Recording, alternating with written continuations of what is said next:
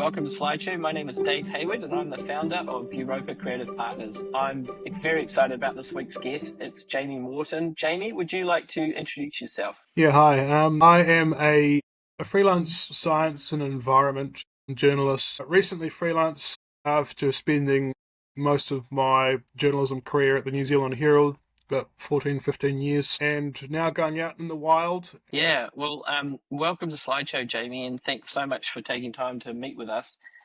Today is an auspicious day because at the time of recording, Brian Wilson has passed away, the founder of the Beach Boys. So we thought we might start by sort of talking about some of the the impact that he's had on the world and our lives, and then we're going to get into some of the slides from Jamie's incredible career and some of the incredible stuff he's reported on. Jamie, what did Brian Wilson mean to you? Yeah, it's interesting. I've been a long time Beach Boys fan since I was a kid, really.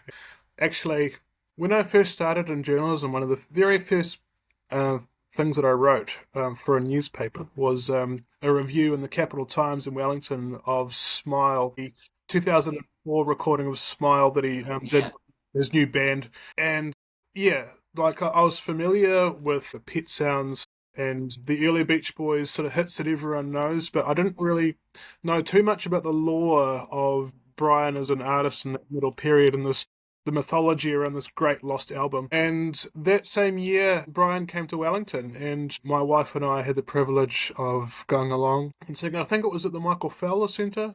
Yeah. That was still the best concert we've ever been to, hands down. It was right before Christmas.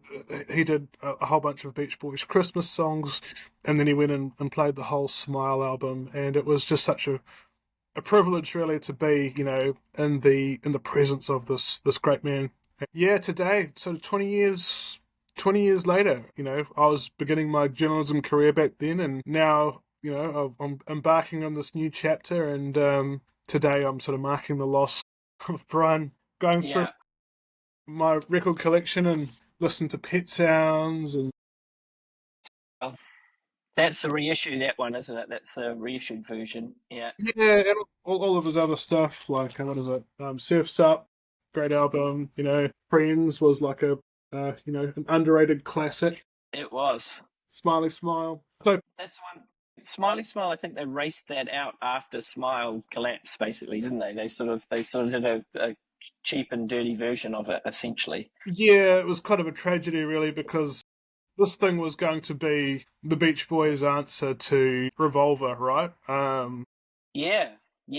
This was going to be the album that took it up another level. Unfortunately, Brian had his breakdown, the sort of Beach Boys imploded, and then the Beatles released Sergeant Pepper, and there's this anecdote of Brian like listening to, I think it was Lucy in the Sky with Diamonds, I might be wrong. It was one of those songs off that album, and he was listening to it on the radio, and he thought, that's it. Oh, really? I didn't know that. We've kind of Because lost.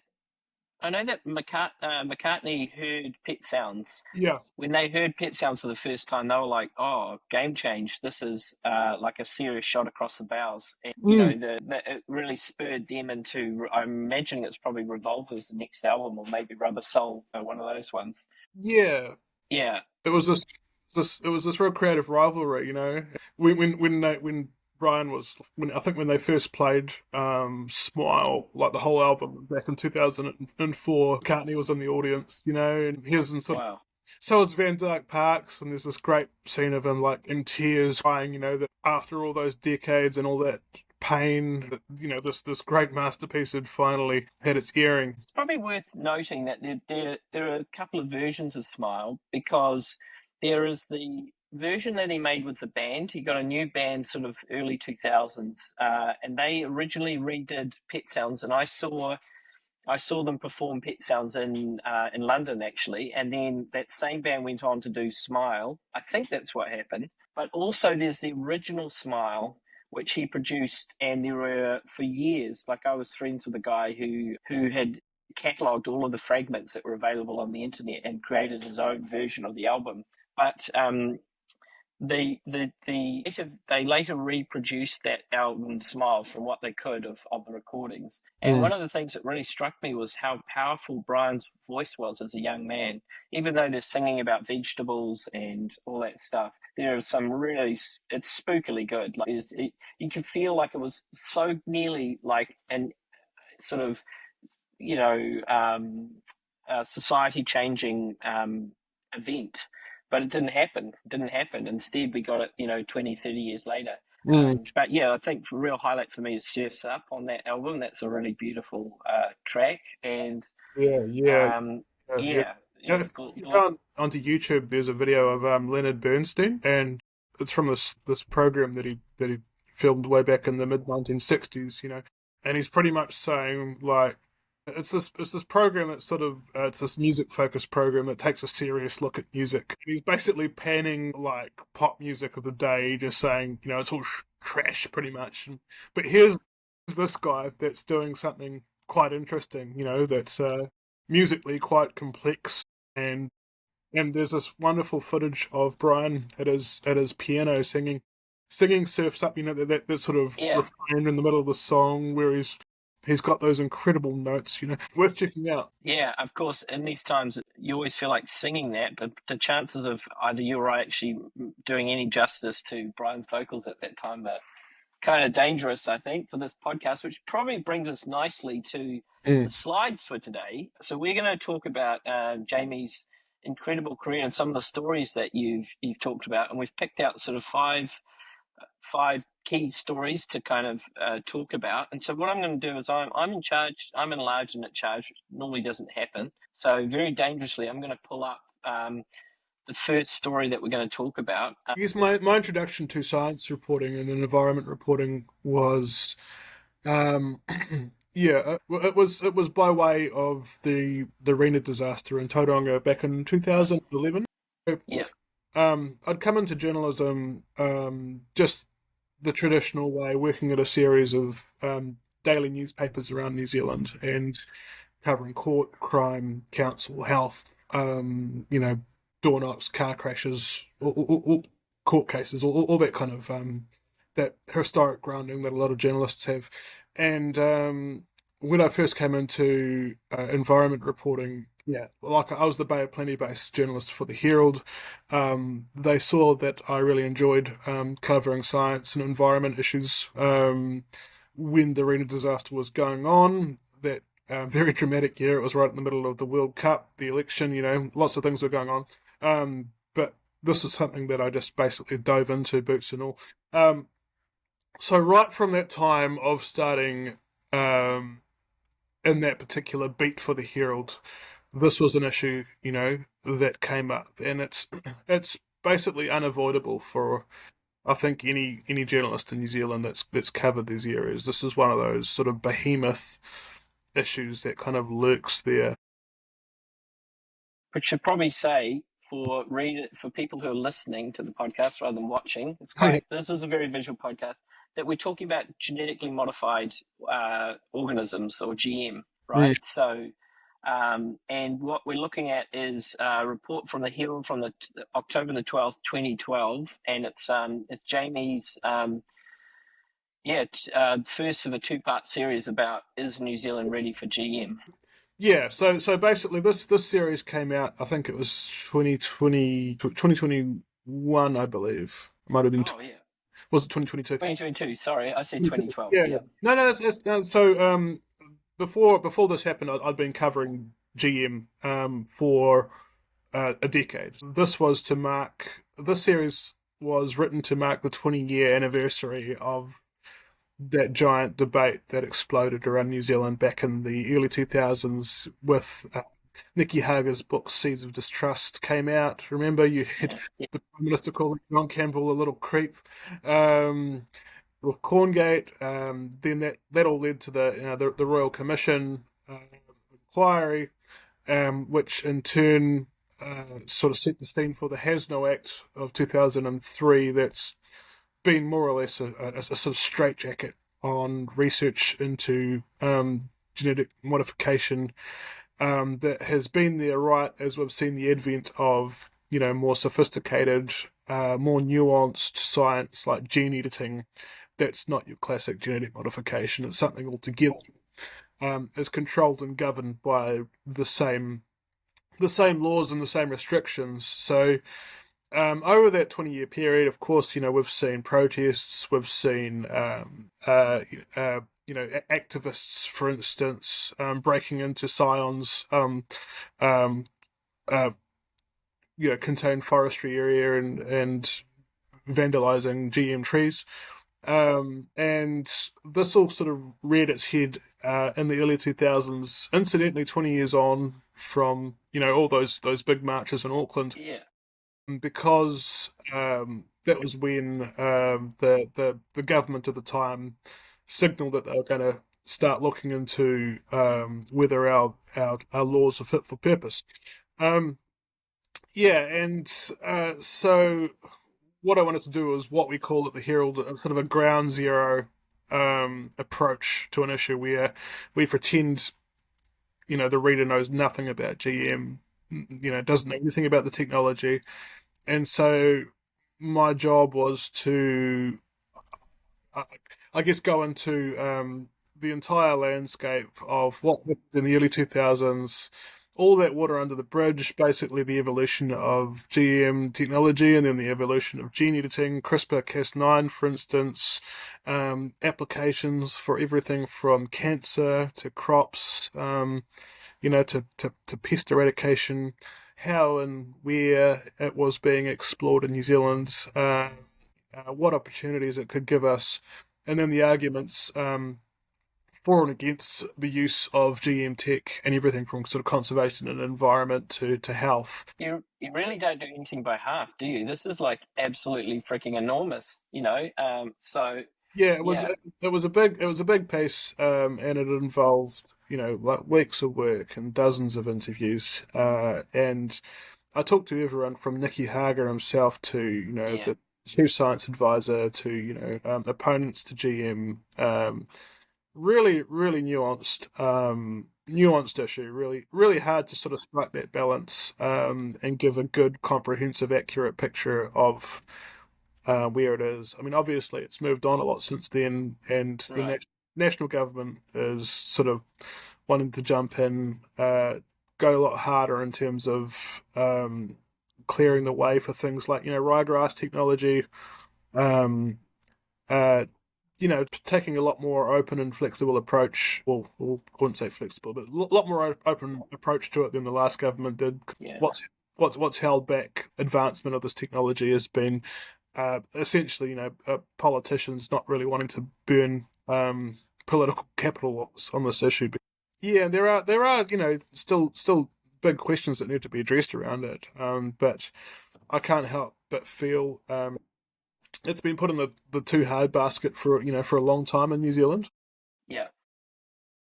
And what was sort of like if there are like two or three things that people probably didn't know about GM, what would you say that would be that the general public kind of miss amongst all the noise? Yeah, I guess that well, the first thing is that we tend to there's the myths about GM still endure to this day. So Right. when you ask someone about GM, they'll have this picture of kind of Frankenstein crops grown by Monsanto. Like the whole the episode of The Simpsons of tobacco, where they're growing like tobacco tomato. Yeah, yeah, Yeah, things like that. They're not really thinking about, for instance, how gene editing is used in very subtle ways that's saving people's lives. Like a classic example would be CAR T cell therapy, for instance. That the Milligan Institute here in Wellington has been trialing, but essentially it's a way that essentially it's a form of immunotherapy that reprograms the body to recognize and fight cancer cells. wow, And for people with certain types of cancers like multiple myeloma, it can mean the the difference between life and death. So there's all sorts of med tech applications for this technology that are really profound. But and also yeah, I think it stretches well beyond that sort of agricultural space that we all seem to be very much fixated. Um, Yeah, I guess that's part of the problem is that there is so much noise associated with GM mm, that it and with something that this nuance, it's very difficult to be black and white about it, yeah, because and you know I sort of remember at the time you're right, it almost became a political thing depending on yeah, which party you followed, which and science of course doesn't really work that way. yeah. Yeah, I recall speaking with Peter Gluckman at the time, yeah, a former chief scientist, and he said, we had an opportunity to create, some sort of legislation that would be enduring, that would be purpose fit, but it got dragged into politics, partisan politics. Uh, for instance, I think that the Greens have always been quite hot on GM. yeah, It's just always, against yeah, it, against it, yeah. it's always just been in that sort of political quagmire, I guess, where it's been hard to sort of push the issue forward. Mm. Yeah, I guess there's no one, it's difficult to champion it if you're a politician because there isn't necessarily much political gain to be had by doing it. You're better the Yeah, easier option is to just not talk about it, I guess. yeah, that's right. I mean, it's not exactly a big vote winner. You're probably it's gonna be good for sort of certain sectors like the biotech sector and things like that. But yeah, it's something that can obviously become quite divisive and inflammatory. And if you're basically saying, well, is it worth it for the political capital we're going to burn? Then yeah, it's not much No, cost benefit this is analysis crazy. to run. Yeah, totally. Speaking of things that are likely to win capital, there is one thing that Kiwis are pretty passionate about, and that is Kiwis themselves. Hmm. So yeah, tell us about this article and why you wanted to talk about it today. Yeah, so I mean, this was I wouldn't say it was one of the more groundbreaking pieces of journalism I did, but Yeah, it was this great partnership that the Herald did with Kiwis for Kiwi, which is it's an NGO conservation group dedicated to saving our national bird. But for me, it was, I guess, it was one of the more kind of memorable projects I did with the Herald because it involved basically getting to go out into the wild with conservationists and looking for kiwi, for instance, in this forestry block out the back of Eastern Bay of Plenty. We sat up in the bush until about 1 or 2 in the morning, cool. waiting for a male kiwi to hop off its nest, so then we could then go down and snatch its egg. While the kiwi was away, because otherwise, if we'd gone down and tried to recover this kiwi egg while the male kiwi was still sitting on it, then it would have scratched the hell out of us. And Yeah, I've heard their things are vicious on there. Yeah, yeah, and broken this egg. So we had to wait until 2 in the morning until we heard this kiwi sort of cry out in the night that it had left its egg, and we could then go recover this. We could then go recover it. And I remember that there's this young guy we're with, this young sort of Maori guy, real cool. He just felt real bad about basically stealing this egg, yeah, of and course. thinking Yeah, how sad this male kiwi would be when it came back. And it was saying, oh, you kind of want to leave it like a scratchy, just to say, yeah. sorry, man, we took. Took your thing, but yeah, you might win. You might win something. Yeah, and there's Um, yeah. is that are those your hands with the kiwi or not? No. No, so that photo was taken. I believe it was taken in Coromandel. This was another for the same project. We went. I was driving a Suzuki Ninja around this perilously cliffside. I'm not sure why. I was put in charge of that. It was a great trip, but we were with someone who had one of those big aerials. They was trying to find the tracker tag attached to Yeah, this, and we were like within like a couple of meters of this bird, and we could not see it. And then she looked down and she saw this tiny little kiwi face looking back at us through the undergrowth, and they're such they're pretty good at hiding these birds. They really blend yeah. in. Um, as Years ago, evolution. years ago, I had activation and sponsorship management, that sort of thing. And I actually looked into Kiwis for Kiwi for a corporate who were looking to invest in charity. And Mm, one of the feedbacks that came back was Kiwis really that endangered. And one of the things that I discovered in my research is I've got a couple of friends who are dock rangers, and I spoke like at length with them, mm, and it was totally fascinating. On one level, like, I mean, I suppose by other countries' standards, kiwi is very endangered, but by our standards, not as endangered as some of the other fauna and flora that we have. But one of the things that I think why Kiwis for Kiwis is so important is that Kiwis themselves are almost like a gateway drug for conservation, in that we identify so closely with the bird. It's our national symbol and the name of us, and they're so cute and cool looking mm. that people invest almost in the other birds through this one, if that makes sense. Yeah. That's right. Yeah, yeah. Like um, yeah. For instance, I've had a lot to do with Antarctic research, and I've been to the continent a few times, and that's why you see like Antarctic conservation. You always see the emperor penguin. It's like the classic, what they call the charismatic megafauna. Right. Right. And you don't hear about these whole columns of insects and other ecosystems that are at risk and arguably more endangered, perhaps because it's harder for the public to build that connection. And there are some ecologists um, that wince and get angry when they see birds like kiwi featured too much, when we're losing all these other species that perhaps aren't as marketable. But like you say, perhaps if you're in the business of marketing, Yes. Yeah. it's a gateway. You want to get people to care in some way, and perhaps that might open their eyes to the other biodiversity loss that New Zealand is experiencing.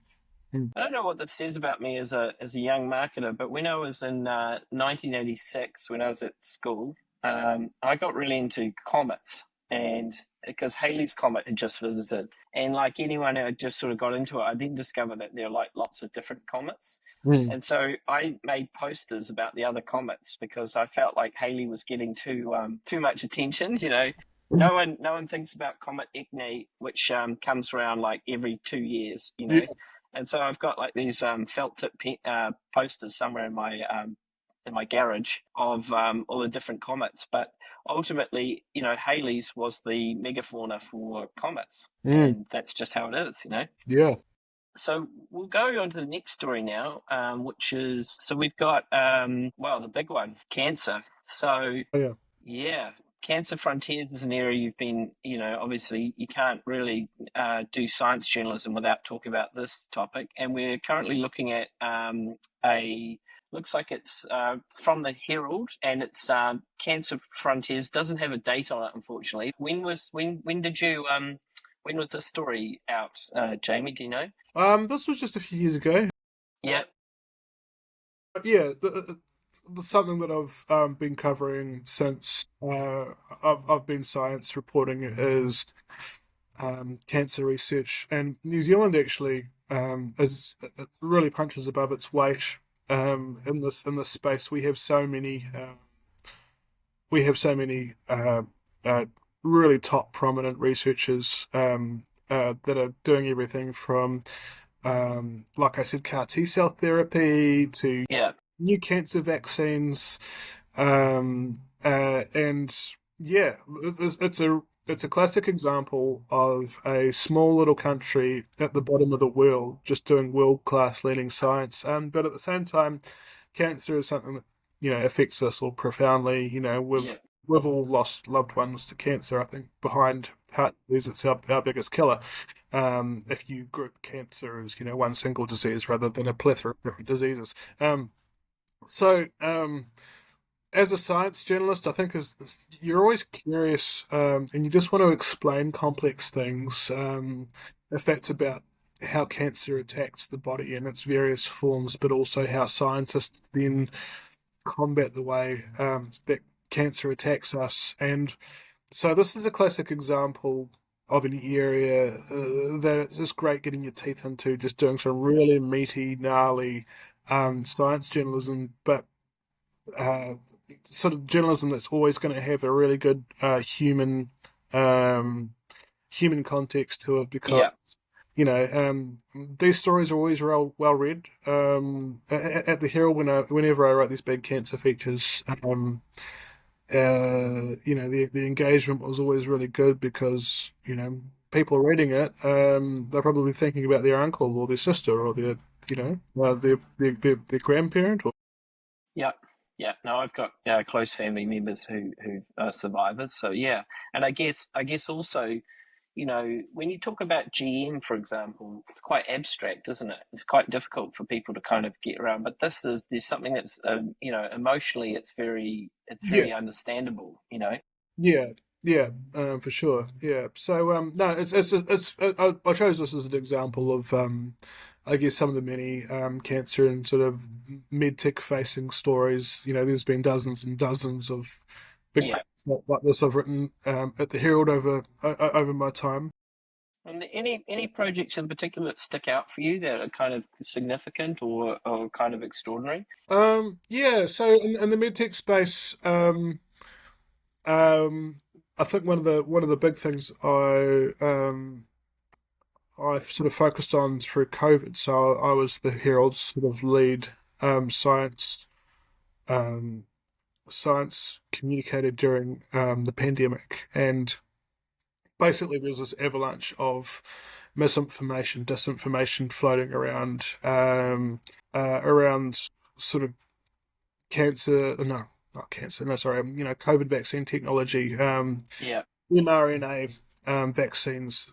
There's this incredible platform that fortuitously had sort of reached fruition right at the time COVID swept the world. So while we were dealing with this virus that was killing millions of people around the globe, we had this revolution going on with mRNA Yeah. vaccines that basically allowed it was this platform that allowed vaccine makers to roll out these vaccines at an incredible pace. Like you imagine just doing that even in the 90s, it would be impossible.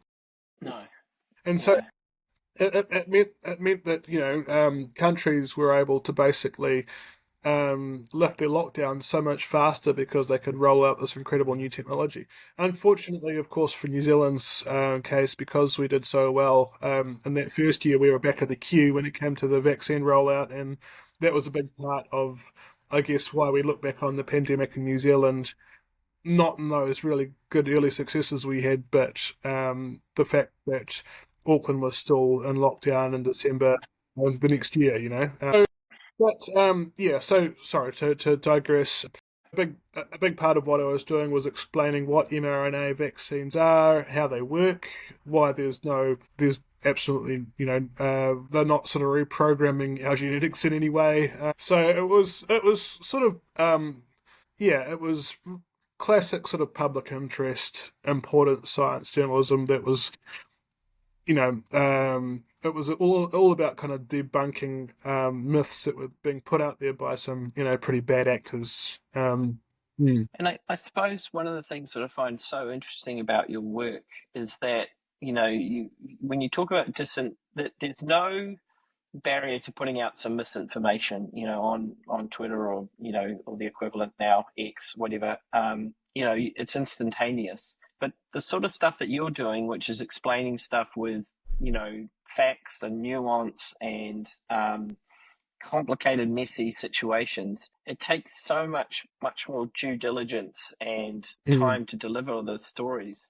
How do Mm. you balance the how do you balance the need to kind of get things right with with deadlines and things, needing to get a story out and all that sort of stuff to understand the whole picture? Yeah, well, I'm lucky to have like a classic sort of journalism grounding, so Yeah, I already had that ability to basically, for storytelling and for all those key parts of journalism, which is approaching people, interviewing them, making sure that they're comfortable talking to you, and then relaying what they've told you accurately and in a way that's engaging. People will want to read it. So it's just been about applying that to science, but with science reporting comes all these other complications, namely the fact that you're dealing with, you know, very complex information, and the risks of getting it wrong, I guess, are that much higher because a lot of the stuff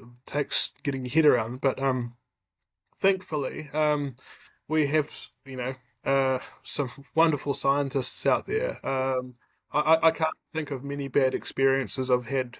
Basically, cold calling a scientist and say, hey, can what's going on? can I write about you? Yeah, and it was quite an Yeah, interesting juxtaposition because I'd come from this sort of crime reporting, like you're yeah, basically phoning people who have gone through this horrible situation. The last thing they want to do is talk to a journalist, and you go from that to approaching a scientist, and they're like, "What you want to write about my research? Do you think that's interesting? Okay, sure." They're kind of they're really chuffed actually that you have sort of that you want that you're giving them the opportunity to talk about it. And a lot of these people are just doing incredibly exciting and interesting and fascinating stuff, but they don't recognize that because they're in the lab doing it, and they're just not even thinking that the rest of the country might be really interested in what they're doing. So when a journalist phones, they're sort of taken aback. They're like, "Oh, okay. Or if you want to, then sure. Oh, okay." So yeah, and they're always willing, always friendly, but most importantly, they're always happy to sort of go along the journey with you, just ensure that you've got all the facts right, that you're not going to embarrass them in front of their colleagues, yeah. that their research has been presented in an accurate way. Yeah, I think that's what makes science reporting such a specialist skill, because I think not everyone can probably grasp a lot of these areas, like GM, like mRNA vaccines. It really takes your sort of getting your head around and understanding the nuance, and getting a good sort of base understanding of it. Cool. Well, that brings us nicely into another science one, which is that looks like you're really quite keen to take on the big topics of our time, really. Yep. So this time we're talking about the flu, Right. Yeah. Yeah. yeah, that was this was COVID era. Oh, 2020. So yeah, COVID era. Yeah. And one of the unexpected Yeah. things that happened when we locked down. So yeah, basically this was a seg into this was just a way to sort of talk about, I guess, COVID, that whole period. Um, yeah, so this is one of the more engaging sort of science-based headlines, but it really just showed you dramatically what happens to viruses like flu, but also RSV, other things that just got completely squashed as a result of us locking the borders, and yeah, all these amazing things like that happened as a result of locking down. Like air quality, for instance, just Yeah, improved overnight.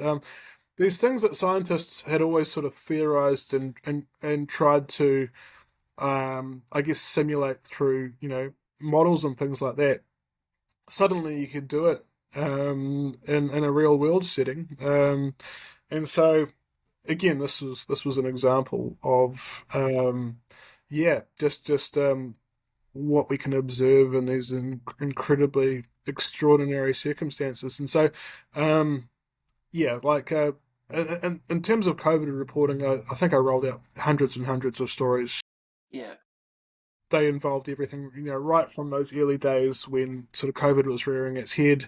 That was about explaining what the virus was, how it affects us, what lockdowns were, what the vaccines were, wastewater testing, but yeah, basically it had a million different facets and components to it. And to me, looking back on it, it was quite a blur, especially that first year or two where you're just it was kind of like being underwater in a swimming pool and Right. just not being able to come up for air. Just the whole world just blocked out from you, and you just working these really long days, just pumping out stuff. You're always on the phone to different scientists, different researchers, and yeah, I think if I'm looking back on my time at the Herald, sort of 20, 30 years from now, I think COVID's going to be the main thing that stands out because that was a historic event that we all lived through, and Yeah. for so many people like myself, that played some kind of role in it. Whether you were, whether you're working for MB on with some of the containment facilities, or if you're a hospital health worker, or if I think so many Kiwis will have such a yeah, I guess such a memorable view of it, right? It's something that we won't forget. Yeah. I was working in IT, and at the time, and what of course, there were all these unexpected. Like, no one was prepared for the entire workforce to work from home all at once, and that put incredible pressure on IT systems across all these big companies. And so there was all this stuff happening essentially with all the big IT, well, not all the big and small, all the IT companies all across the world, all basically suddenly Mm. making their environment secure. But they're essentially the plumbers of the Mm. God, I'll probably get some IT people hating me for saying that, but one of the aspects of IT is it pervades everything that we do, a little bit like plumbing. So they had to sort of like really step up a gear in order to do that, and it was pretty extraordinary times. Yeah, yeah, I was working from my garage really, as Yeah, I am now. me too. Yeah, and uh, I was playing soccer on the back lawn with my kids, and did my toe in something fierce. I wasn't sure if I'd broken it, dislocated it, but that afternoon I was interviewing basically the person that was in charge of overseeing ICU capacity for the entire country. This is right in the early Right. days when Yeah. we Yeah. were looking at our hospitals being inundated with tens of thousands of people, right? And they were trying to stand up the surge capacity for intensive care beds. Looking at like these makeshift hospitals with hundreds of ICU beds, but we just didn't have the capacity. And so I phoned up the intensivist doctor that was in charge of overseeing basically surging all this capacity for New Zealand. Yeah. And we talked through this complete crisis. We don't have enough beds. We're frantically trying to um, uh, get all these beds together before the virus arrived. Thank God it never did. Yeah. At the end of the conversation, it was like, My toe. you wouldn't know anything about like hurt toes, would you? Like, Yeah. because I'm not sure Yeah. if I didn't want to go to the hospital, the doctor, and there was a silence. It was kind of like, yeah, I'm in charge of saving people's lives at a mass Yeah. scale in a medical emergency, and you're Yeah. asking me about your toe. Yeah. It was kind of like, do you have any more questions? I mentioned that to Sean Hendy, who was doing our modelling for us at the time, virus modelling. He just put out a really good book about the COVID response, and he was cracking out laughing. He just every so often he'd like say, hey, how's the toe going? Mate, yeah, yeah, yeah, about your toe, yeah. Well, I don't know. We'll get Ashley Bloomfield to announce about your toe on national TV, maybe something like that. Yeah, yeah, cool. Well, that brings us to the end of your slides. So it's been awesome. I could talk to you all day, and you know this. So I hope you'll come back. Yeah, no, always loved her, Dave. Yeah, and lots more ground to cover in the whole science and tech space. I know you're really interested in space, for instance.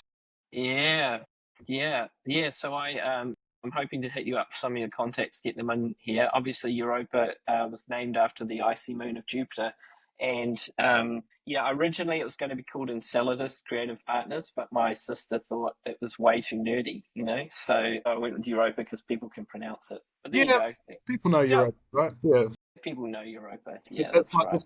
it's like the exoplanet version of a charismatic megafauna. Or no, is it a moon? It's a moon. It's a moon. Yeah, it's a moon. But it's basically an exoplanet. Yeah, absolutely. It's the megafauna of icy moons, for Yeah, sure. Yeah, yeah, yeah. yeah. On that note, I'd like to thank you for coming on Slideshow. Thank you so much. It's been awesome. And we'll see you soon. Good stuff. Thanks, Dave.